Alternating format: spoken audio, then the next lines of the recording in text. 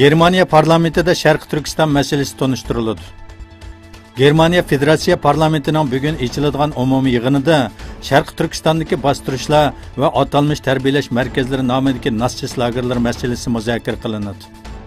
Bu Sharq Turkiston masalasining tunji qitim Germaniya parlamentida o'tirib qo'yilishi bo'lib, yig'in Germaniya Yeshillar partiyasi va Xristian Demokratlar partiyasi qatorliq oldingi qatordagi siyosiy partiyalarning ittifoqi bilan o'tkaziladi. Sharq Turkistondagi jazo lagerida 1 yil 3 oydan ortiq tutilgan Qozog'istonlik Uyg'ur ayolning aytganlari yurakni ezdi. Qozog'iston bilan Xitoy orasida tijorat bilan shug'ullanayotgan Gulbahor 2017-yili 22 may kuni savdo ish munosabati bilan bag'anda Xitoy soqchilari tomonidan tutib ketildi va yig'ilish lageriga qamaldi.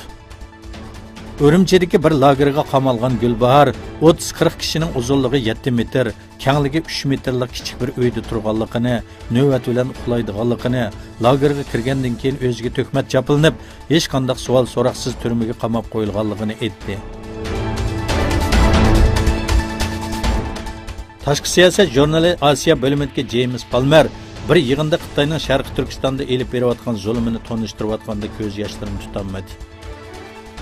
Palmer Sharq Turkistonning yaqinqi vaziyatini tonishtirib, men ko'rishgan kishilarning hammasi o'ldirildi dedi.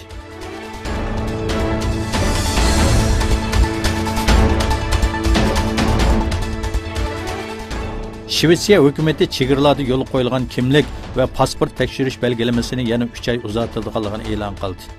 Bosh ministerlik tomonidan e'lon qilingan bayonotda panohlik tilguvchilarni kontrol ostiga olish uchun chegara tekshirishning 2019-yili 11 fevralgacha uzatilganligi ma'lum bo'ldi.